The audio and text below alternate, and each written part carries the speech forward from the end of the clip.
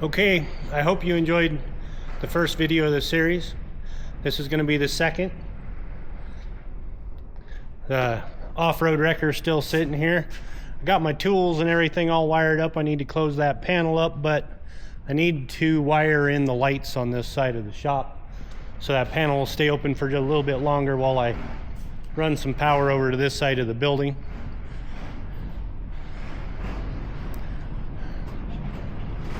It is now 74 days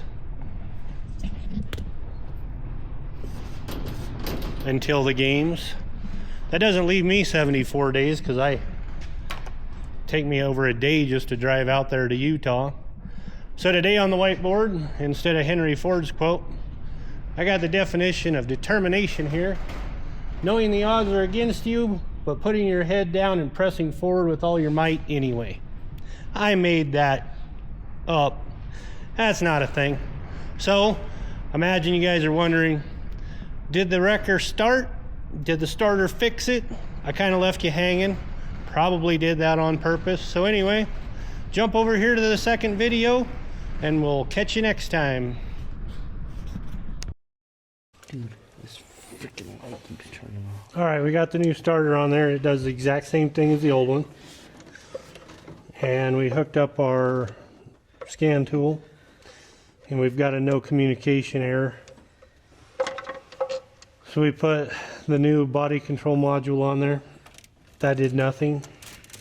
So now Slim is putting ECM on it from the other pickup that we know runs. If that doesn't work, then we're kind of lost as to what to do next. We'll see if it cranks here in a minute.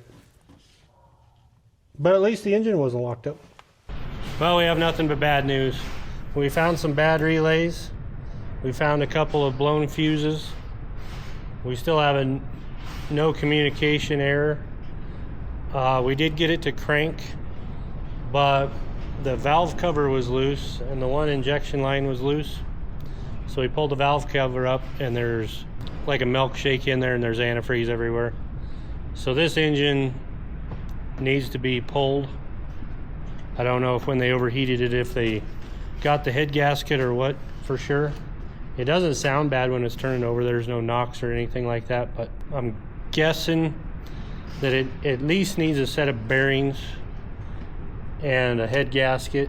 No matter what, this engine's got to come out. I've got that other engine sitting over there that runs good. It needs a turbo. This one has a good turbo. So I think we're gonna go ahead and clear a path here, get it over on the 2-post so we can jerk the cab off of it, pull the engine, trade it off for that other engine. We were gonna put Slim's Fury on the lift, but he wants to do this instead.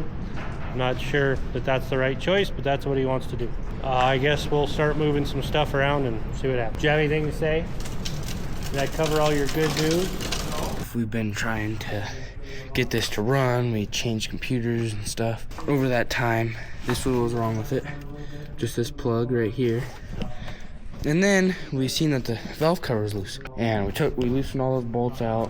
See it move like this. Loosened it.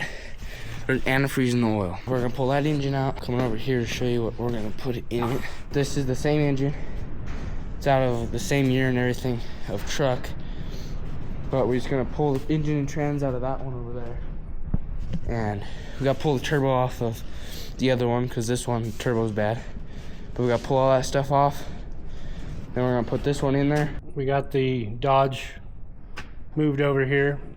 They weren't kidding when they said they heard it. They either cracked a head, lost head gasket, or did something else to get antifreeze into the oil.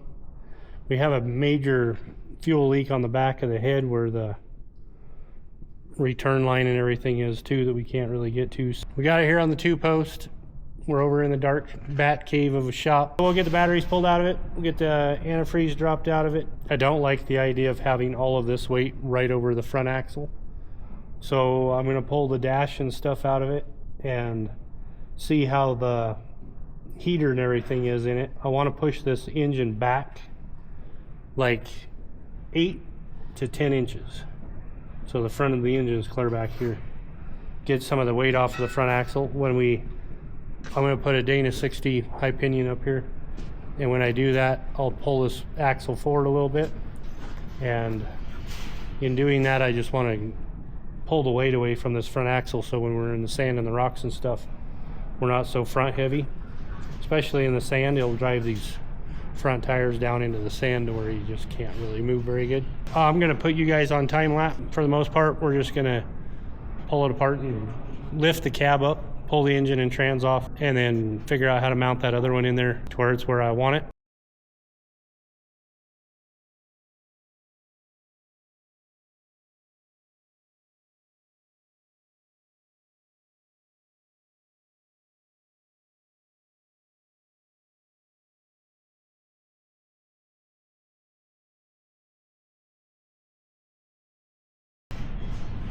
You just push that and all the antifreeze just runs down the side of the rocker arms. Why did they make the engine so long? Why didn't they just do it like a power stroke so it has 4 pistons on each side instead of all 8 in one row? Just straight 6. No, all 6 in one. When you put them in a line like that, you get a lot more torque.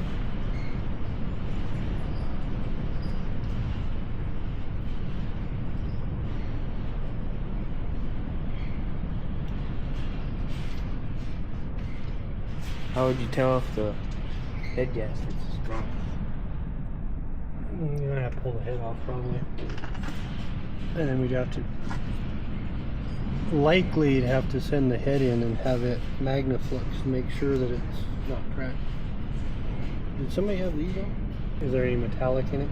Like take your finger and go like that. Is there? No, now look at it. Is there shiny stuff? You got me. Your hands are so dirty you don't really tell. Here.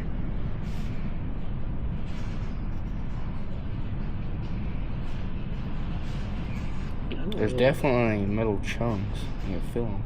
Well, it looks like it's got dirt in there. Dirtier than hell. So did you get the wire off the transmission? No. Why? Because I couldn't figure it out. Well, I think that's the only thing. What about a e-brake cable? Did you see one of them down there? Not that's stretched out at all. What are you doing? Seeing how much antifreeze is towards the back? Well, that one's just all antifreeze. There's no oil in that one. It's all antifreeze. It definitely gets worse as you go back. Yeah, it would have been a good time trying to get that one started. Does that other manifold have a barometer in it like that? Don't. I'll go look. Because if it doesn't, Nope, it ain't got one. It ain't got one.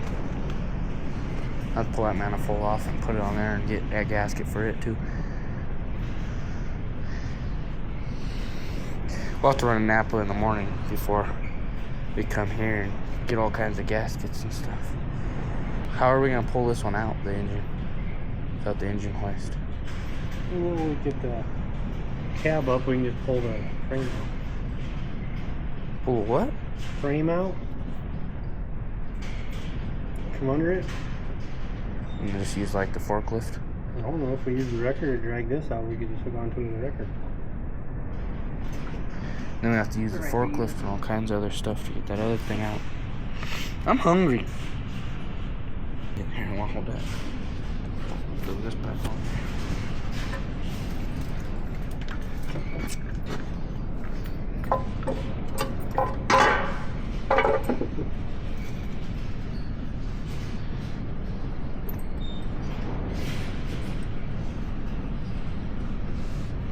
What's this made out of? Aluminum? Mm-hmm. Wow. Guess it really doesn't do anything. Just sits there. Oh yeah. Perfectly loose like it was. You always do this to me.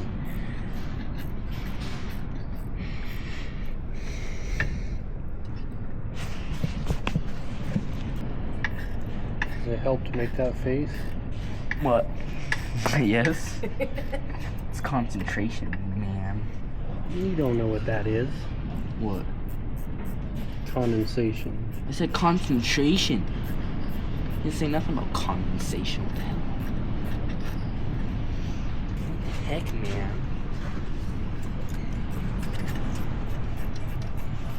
Hopefully we'll see this one day. Industrial injection builds a stage 2 one of these engines at the long block, cost $30,000. Now what do you gotta do?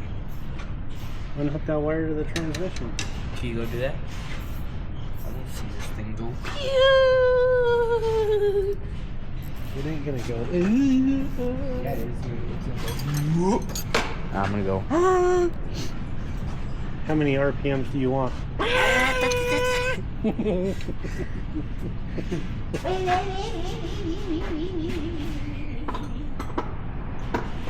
Look at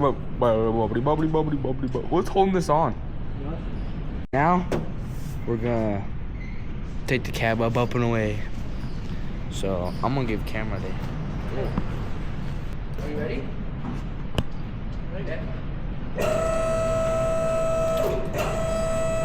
Whoa, why is it pulling it?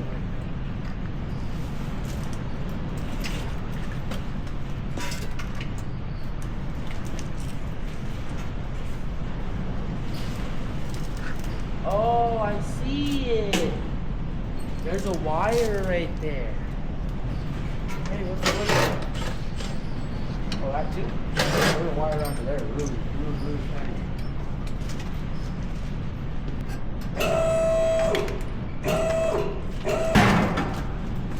What the hell was that? That was that shifter knob popping out. Did I take that bolt out of it?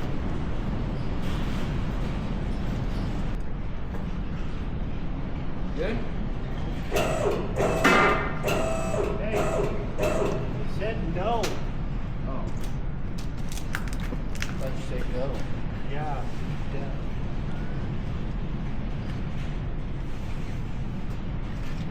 What do you mean that shifter thing popped out? That metal rock.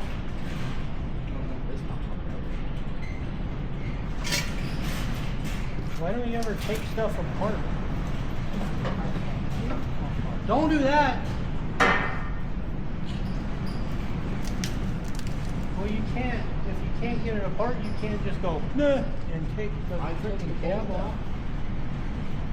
Yeah, but you break it. You'll rip the side out of the transfer. We need a 15.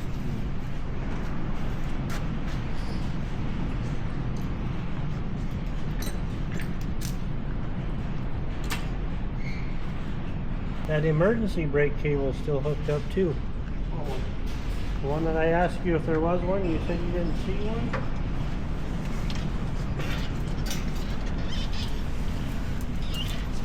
One minute. It's not just gonna fit.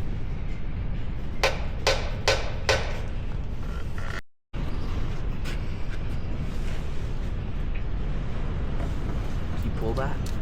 You were? I just about had it and then you let go and you took it off. Whatever. Pull it out. Hold it right.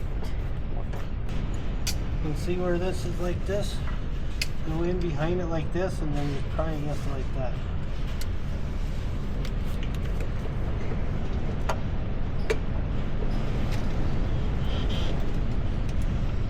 Get it? I think so.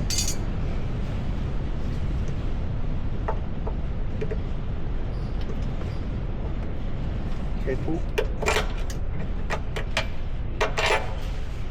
See? Get the back one first. See? Mm-hmm. You look like you're about to fall asleep. Except for your shifter isn't hooked yet.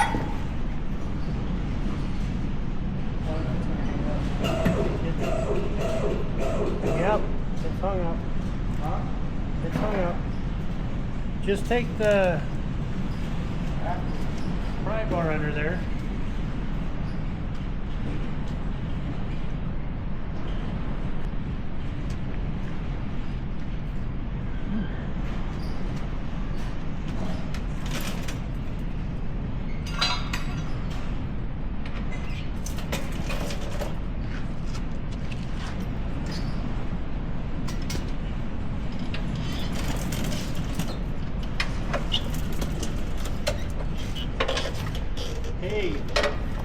vinyl tacked on top of the freaking transfer switch.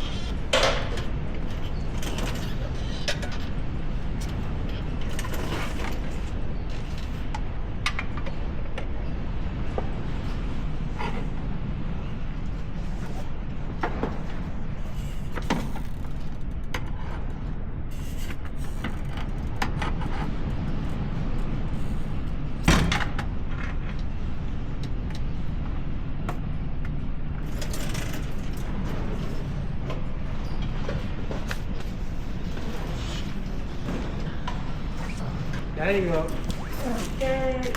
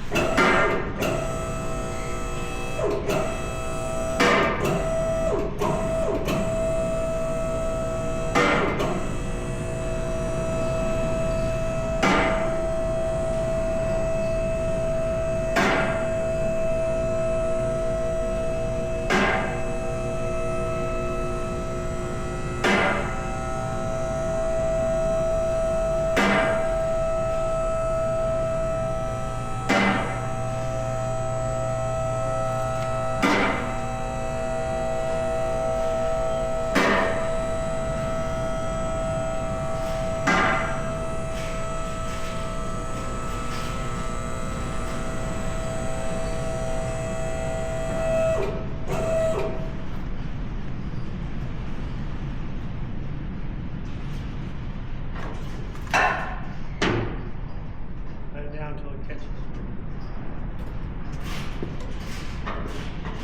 No.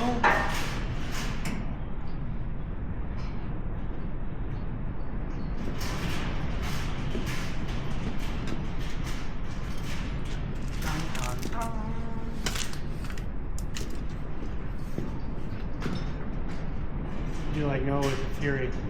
Yeah, it still turns over. I don't know.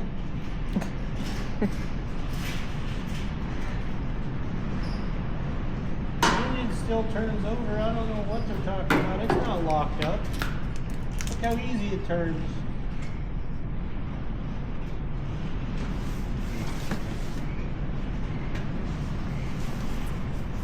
Look at your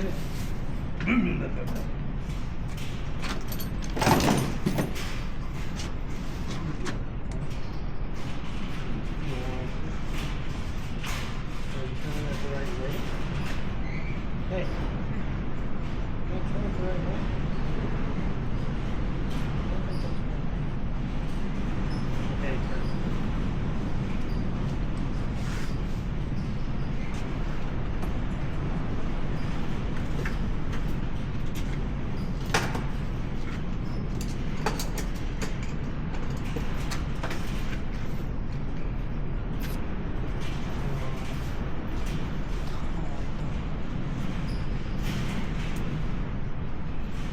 Did in a record time.